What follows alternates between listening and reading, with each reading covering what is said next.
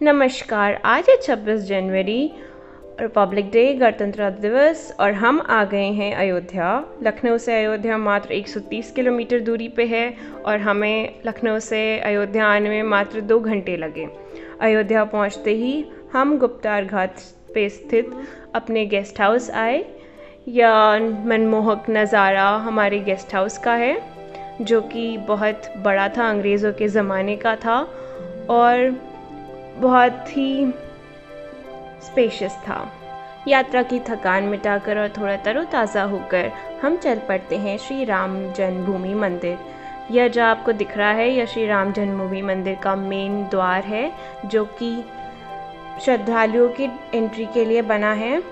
जब हम वहाँ पहुँचे तो वहाँ पे लाखों श्रद्धालुओं की भीड़ थी और जहाँ पर श्रद्धालुओं की कतार थी वहाँ पर जगह जगह अगरबत्तियाँ लगी हुई थी। मंगलदीप आईटीसी अगरबत्तियों द्वारा जो पूरे वातावरण को सुगंधित कर रही थीं।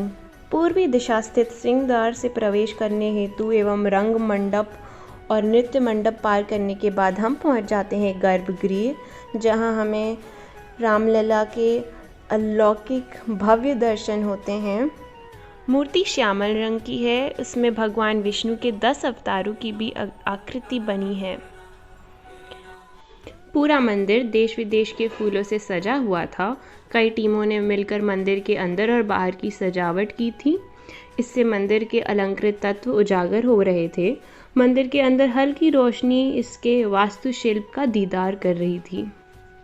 जैसा कि आप सभी लोग जानते हैं कि 22 जनवरी को राम मंदिर में प्राण प्रतिष्ठा का समारोह था और ये जो कुर्सियां आपको दिखाई दे रही हैं, ये कुर्सियां अति विशिष्ट जनों के बैठने के लिए लगाई गई थी।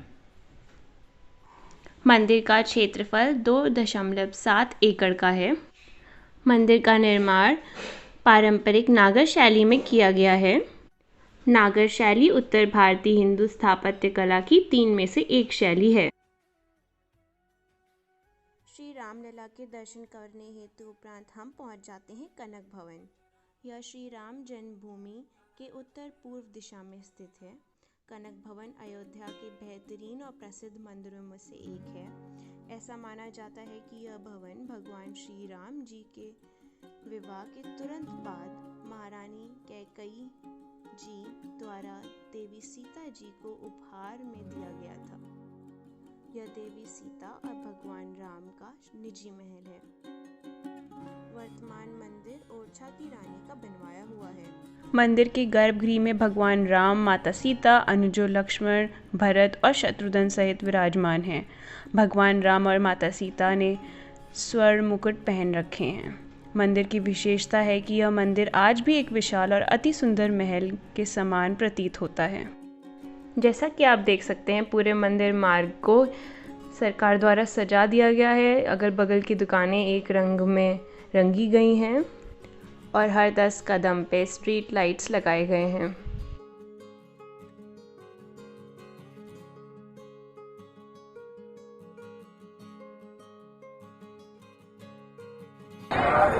यह लाइन हनुमानगढ़ी में दर्शन करने हेतु श्रद्धालुओं की है।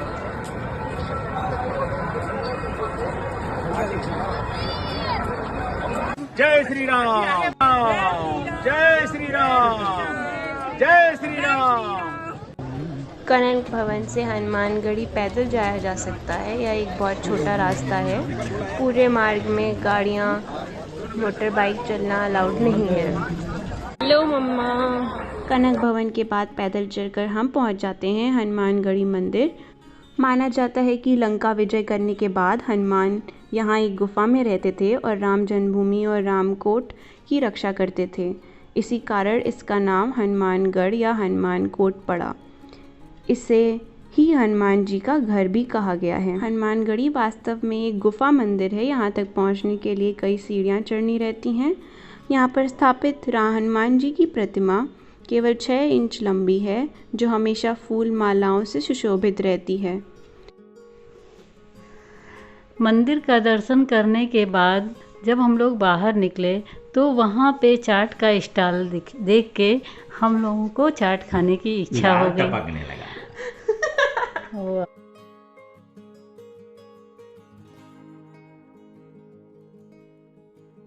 चाट खाने के बाद हम लोग पैदल ही निकल पड़े रामपथ की ओर। और पैर दर्द करने लगा। नगरी हो अयोध्या सी, रघुकुल सा घराना हो, जहाँ चरण हो राघव के, वहाँ मेरा ठिकाना हो। नगरी हो अयोध्या सी।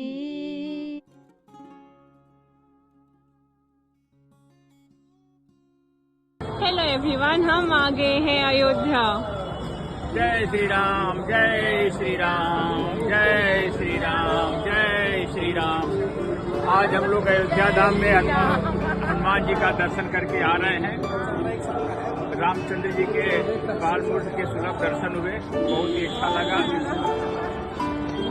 आप सभी लोगों से निवेदन है कि जल्दी से जल्दी अयोध्या धाम का प्रोग्राम बनाइए और भगवान राम जी के बाद रूप का दर्शन करिए और अपने को धन्य महसूस करिए। जय श्री राम, जय श्री राम। यहाँ पर पेड़ों पे बहुत अच्छी लाइट जल रही है और सारे खंभे वगैरह जो हैं बहुत सुंदर सुंदर सजाए गए हैं सोलर लाइट से।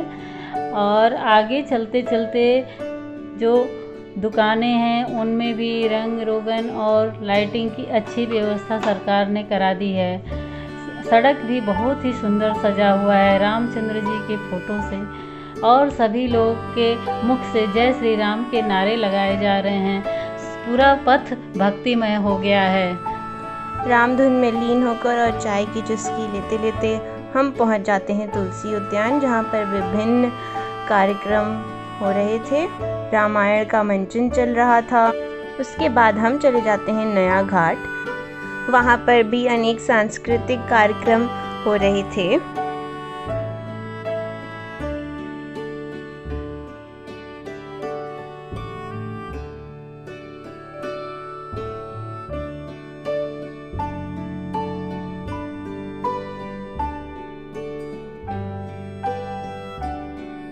इसके बाद हम पहुंच जाते हैं लता मंगेशकर चौक। यह रामपथ और धर्मपथ के चौराहे पर स्थित है। इस चौक पर लोग उत्साह के साथ सेल्फी ले रहे थे। कला में लोगों को अपने ओर खींचने की शक्ति होती है और इस चौराहे के केंद्र में स्थापित 14 टन वजनी एक विशाल अलंकृत वीणा की प्रकृति अपना यह काम बखूबी कर रही थी।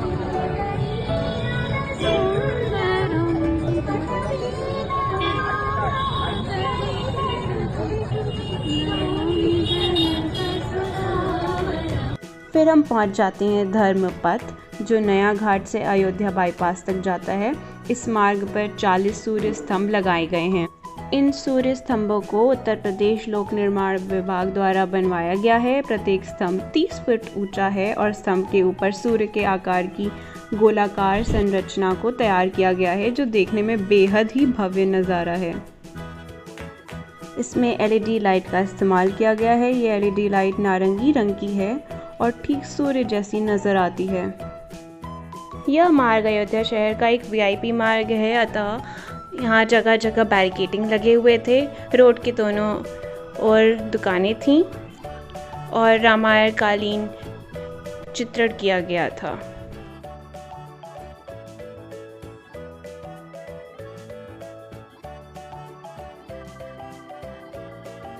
रोड के दोनों ओर भंडारे भी चल रहे थे, सांस्कृतिक कार्यक्रम हो रहे थे। एक जगह तो हमें अयोध्या हाट भी दिखा। गाड़ी पीछे से रात हो रही है। गाड़ी पीछे से रात हो रही है। नहीं जाएंगे, रास्ता तो ही है जाने वाला, नहीं जाएंगे। जैसा कि आप देख सकते हैं, भगवान सूर्यवंशी राम की नगरी में स्वागत के लिए 7 घोड़ों पर सवार सूर्य भगवान की प्रतिमा स्वागत द्वार पर लगाई गई है। यह स्वागत द्वार इसलिए भी अहम है क्योंकि सीधे नेशनल हाईवे को जोड़ने वाला धर्मपथ, जो गोरखपुर और लखनऊ की तरफ से आने वाले श्रद्धालुओं के लिए सबसे सुगम है। उसके बाद हम पहुंच जाते हैं सूर्य कुंड। माना जाता है कि इस कुंड का निर्माण अयोध्या के सूर्यवंशी शासकों ने किया था। इस कुंड के साथ ही भगवान सूर्य का एक मंदिर भी है, जो सूर्यवंशियों के लिए सूर्य देव की आस्था का प्रतीक माना जाता है। वेदों में भगवान सूर्य को जड़ चेतन जगत की आत्मा कहा गया है। यह बहुत ही सुंदर था। यहाँ पे अनेक प्रकार के फूल थे। यूपी सरकार ने 14 करोड़ की लागत से इस कुंड का जीर्णोद्धार कराया है। आप इन पिक्चर्स में देख सकते हैं कि यह कितना सुंदर है। यह श्री राम जन्मभूमि मंदिर से मात्र 5 किलोमीटर दूरी पर स्थित है।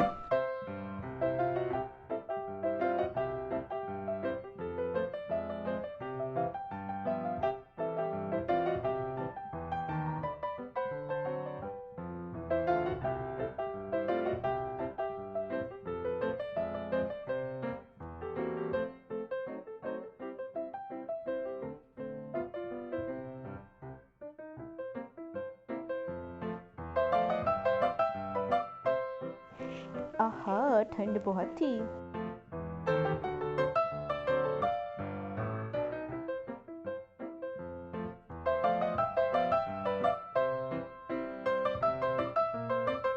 सूर्य कुंड में सूर्य मंदिर के दर्शन करने के बाद हम चले जाते हैं लेजर लाइट शो देखने। हर दिशा में वो घड़ी बस आने को थी जिसकी प्रतीक्षा में मैं विद्वान थी।